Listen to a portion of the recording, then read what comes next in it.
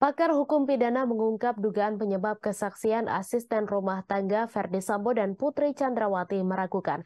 Selain itu, pakar hukum pidana Universitas Pelita Harapan Jamin Ginting mengungkap sebuah cara yang bisa dilakukan untuk membuat Susi dan Kodir bersaksi jujur.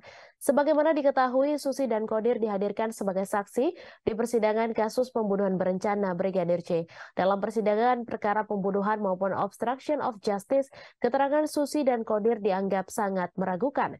Keduanya sudah diingatkan jaksa dan hakim bahwa saksi yang memberikan kesaksian palsu bisa menjadi tersangka dan dijerat ancaman pidana 7 tahun.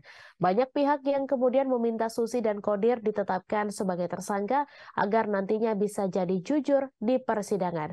Pakar hukum pidana Universitas Pelita Harapan Jamin Ginting menilai hakim sudah terbiasa menghadapi saksi yang berbohong sehingga keterangan para saksi tidak akan langsung dipercayai begitu saja. Menurutnya terkait dugaan Susi dan Diryanto alias Kodir yang berbohong, tak terlepas dari kondisi keduanya yang rentan. Kedua ART itu hingga kini diduga masih bekerja untuk Verdi Sambo dan Putri Chandrawati dan mendapat upah atas pekerjaan sebagai asisten rumah tangga. Dua saksi ini ia sebut dilihat dari latar belakang pendidikan sangat mungkin tidak memahami konsekuensi bila menyampaikan kesaksian palsu di persidangan. Menjadikan tersangka pada dua orang tersebut bisa saja dilakukan. Namun menurutnya yang paling prinsip saat ini untuk menggali keterangan keduanya bukan dengan menjadikan tersangka. Kesaksian yang terkesan berbelit-belit pada sidang kemarin menurutnya tak terlepas dari status dua orang itu yang masih berada di lingkungan terdakwa sehingga bisa mudah dipengaruhi. Bila sudah dipisahkan dengan lingkungan terdakwa, maka saksi akan bisa dengan leluasa memberikan keterangan.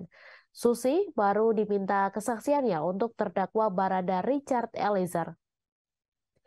Menurutnya, hakim sudah harus bertindak cepat untuk melakukan pemisahan saksi dengan lingkungan terdakwa tersebut. Ia menyarankan saksi ini di bawah perlindungan LPSK.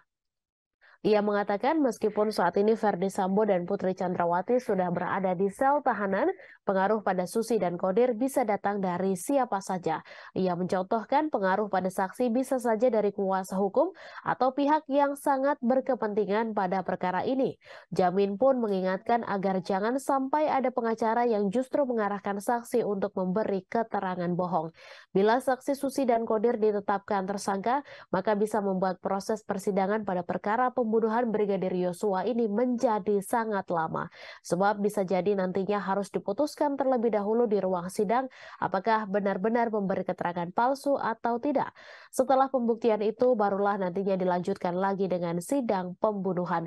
Bila nanti saksi yang dijadikan tersangka lalu menjadi terdakwa dinyatakan bersalah, berarti keterangannya sudah tidak bisa digunakan lagi.